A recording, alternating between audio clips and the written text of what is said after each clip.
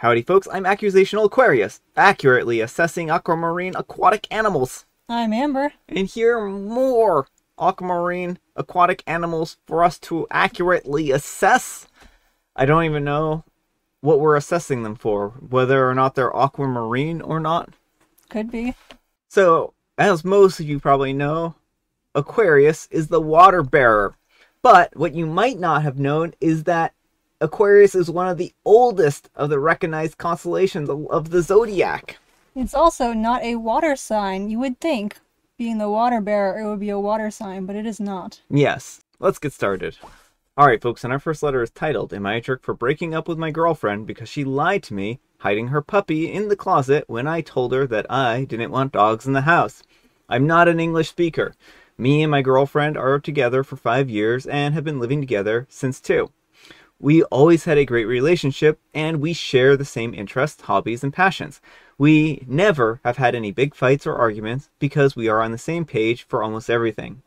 When we started dating, she told me that she loved dogs and that she was definitely a dog person, and this made me a bit skeptical on our relationship because I, on the other hand, hate dogs for a trauma that I had when I was 8. I was bitten by a dog, a golden retriever, and this left a huge mark on my mind. Before anyone insults me, I know that not every dog is aggressive and will bite, but I just can't get over my trauma.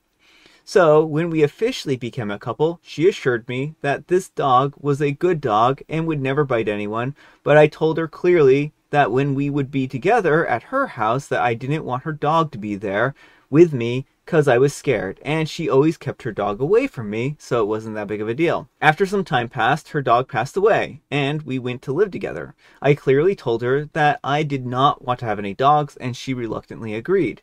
We were living at my house. So for 2 years, everything was going great, and we never had any big issue or argument. Our work was going well, and we were starting to earn some money. So we were saving some and using some for going out for dinners, vacations, and making each other gifts. But after a couple of months, I noticed some blonde hairs around the house, and I started questioning what was going on. Because we both have black hair, so obviously something was not right. When I asked her, she started acting defensively and saying that maybe the wind had brought some hairs in. Like a fool, I believed her, and this went on for another month until I got enough, and I changed my routine with closing the windows, but the hairs were still in the house. Until one day, my girlfriend stayed at work more than usual, and when I came back home, I smelt something terrible. I immediately went to check in the 2 bathrooms, but everything was fine until I followed the smell, and I found a puppy tied up in the closet with a muzzle on. I immediately took a photo of the situation, and I sent it to my girlfriend. She told me to wait there, and that she was coming home to explain everything. So I waited, and I prepared myself for any kind of excuse. Meantime, I freed the dog and I brought him downstairs. When she arrived after 5 minutes, she was pale and started inventing excuses. And when I told her like 10 times to tell me the truth, she finally gave in. Her response was, "Listen, I lied, okay? I can't live without a dog. I'm a dog girl and I will forever be. So the situation is this, and I don't know why you can't just get over your stupid fear." Let me say that I was shocked, because she perfectly knew my rule, and she tried to lie to me and hide a dog.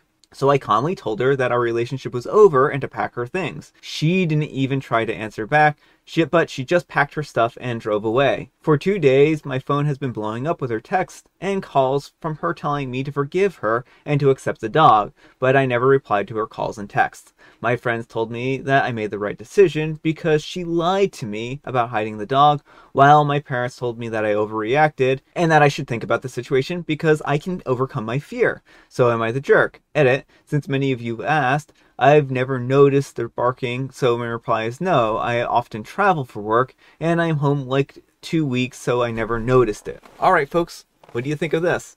Not the jerk. This is a very bad situation for OP and for the dog.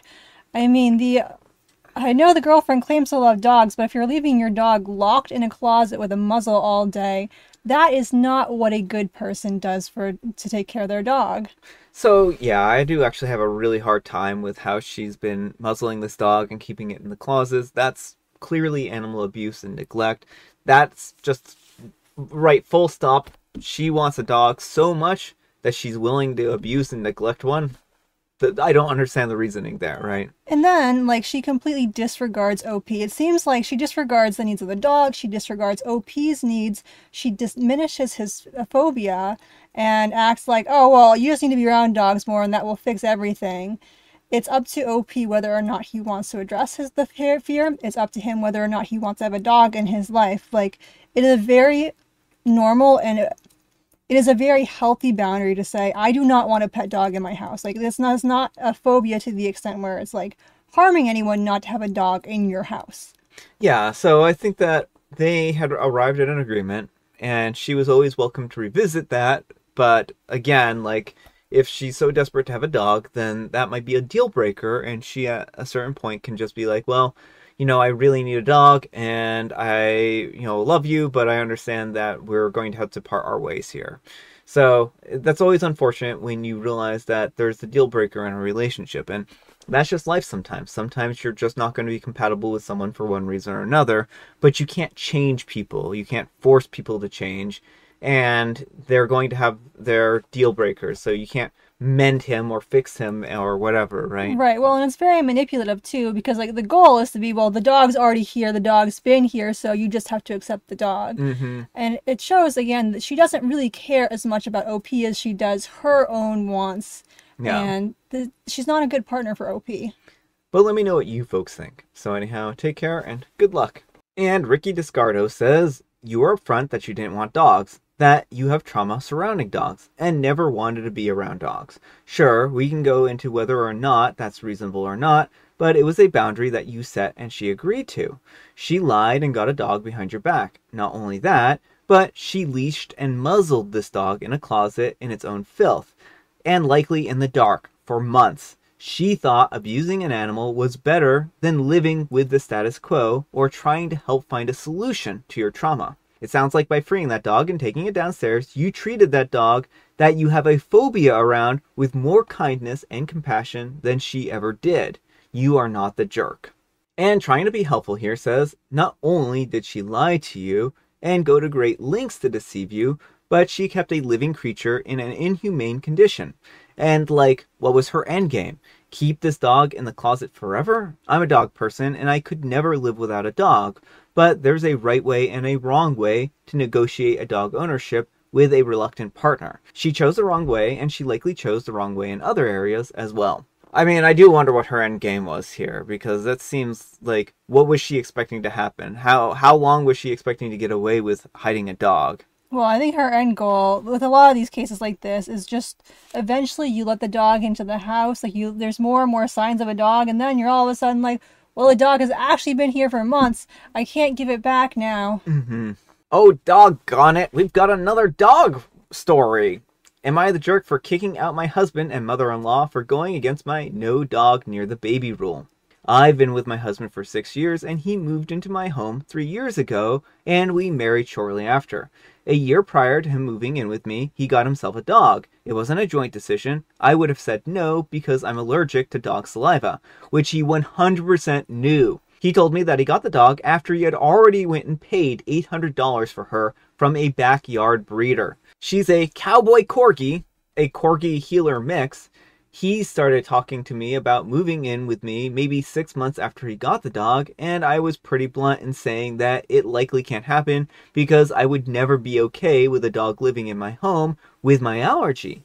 He started talking about these allergy shots that his sister takes so that she can have dogs, but I refused because I don't want to take shots and medicines to be around a dog that I never wanted. Not only that, but the dog nips and always has. I watched her latch right onto the chin and nose several times and draw blood, and he never corrected her because she's just telling me that she loves me. She loves eating you. Yeah. So I'm all set with that. I suggested that we just live apart. He said that that wasn't an option for him and that he would figure it out. 3 days later, he told me that his mother wanted a dog. So he just was going to let her keep her, and this way he would still be able to visit her. In the past 3.5 years, he has seen the dog maybe 4 times. Fast forward to December of 2022, and we find that we are expecting a baby. While going through the discussions and everything, I told him that I didn't want any dog near the baby at all until she was older. My husband completely agreed with me and said that he didn't want the dogs near the baby either. We had our daughter in September, and she's almost 5 months old now. The dog issue was never brought up again. However, he tells me yesterday that his mom stopped by, so I go to the store and I grab some food to cook. I left the baby with him at home. When I got back, his mother was there and she already had brought the dog with her. When I walk inside, my husband was holding the dog in his arms. My mother-in-law was holding my baby, and they were putting them close together, saying, "Ah, you love the baby," or "Ah, you love the doggy. Be easy with the doggy." My daughter was screaming, and the dog had whale eyes, trying to kick out of my husband's arms and get to the baby while growling. I flipped out, I took the baby from my mother-in-law, and I told them both to get out of my house. My husband immediately doubled down, saying that I wasn't letting them get too close, it's fine. So I told him that we agreed not to have the dogs around the baby, and all that, and he said, "Well, I figured that you meant your mom's dogs. My mom has pit bulls." They end up leaving, during which time I broke out in hives just from holding my baby. So I knew that they had had the dog and my baby much closer than they claimed because she clearly had dog saliva on her. My husband has been texting and calling saying that I'm blowing this out of proportion and that nothing happened. I argued that I've seen that dog latch onto his face and draw blood, and he agreed not to have any dog around our baby, so I had nothing else to say to him. I then put my phone up and I stepped away from it for about 6 hours. When I returned, there were over 90 missed calls and texts. His last text was saying, "You're the only reason that I got rid of my dog to begin with, and I will never forgive you for that. I've resented you for years. I've missed my dog endlessly this entire time, and I couldn't even tell you because you're so anti-dog. My dog would never hurt my daughter. Am I the jerk?" All right, folks, what do you think? Jerk or not the jerk? No, not the jerk. You have a dog who bites people's faces, who's growling at a baby, trying to lunge at it. The only sensible thing is to keep the baby away from the dog. Yeah, I mean, one could be like, well, maybe OP's exaggerating here, except for the fact that she's literally seen this dog latch onto somebody's face and draw blood. Well, and from what I've read on Reddit, I'm not a dog breed expert, but healers tend to have a very aggressive tendency, and if you don't train them out of it, which OP's husband hasn't done, they can be dangerous. Well, and then what about his nonsense about, "Oh, I miss my dog so much"? Mm-hmm. Like, OP said that the guy has seen his dog like 4 times over the last 3.5 years. Like, you go and visit the dog once a year, and you're gonna tell me that you're heartbroken over miss this dog. And I'm not trying to diminish his feelings. I'm sure that there are some like feelings of missing out on this dog, right? Right, but it's to the level of like it's too much of an inconvenience to go see the dog. So seeing the dog is less a priority than the overcoming that inconvenience. Yeah, this just feels more like something that he said in order to hurt OP. Mm-hmm. And make her feel guilty about it. So I do feel like that's a bit emotional manipulation there. It definitely does seem manipulative. And again, they had an agreement. If he wanted to revisit the agreement, he could have talked to OP. Mm-hmm. But he and his mother are not being sensible or reasonable. Yes, like the dog hasn't attacked the baby yet, but it was only a matter of time, it sounds like, with this particular dog. Yeah. So I don't think that OP has any... I don't think that OP's in the wrong here. I think that they were wrong to bring the baby and the dog close together. And once they saw that this dog was growling at the baby, they should have known to, take the dog and put it far, far away from the child. Like, you just don't take your chances. If a dog is growling at a child like that, all bets are off, right? Your top priority should be the safety and well-being of the child. But let me know what you folks think. So anyhow, take care and good luck. All right, folks, it's tea time. Grab your beverages of choice. I've got some tea right here. And Amber, she has a hilarious dog joke. It has nothing to do with dogs. What's one plant you never want to cross? Well, one plant that you would never want to cross is the dog flower, also known as the snapdragon, because it'll bite you. I mean, that's good. I had witch hazel. Witch hazel? Well, that's because it'll put a hex on you. You also might not want to cross the dogwood tree, because that also is very snappy. And a lot of bark. A lot of bark. A lot of bark. And I've got Mega Mint. Alright, folks, that's all the time we have for today. Thank you so much for watching. Happy Manic Monday. I hope your Monday is going fabulously.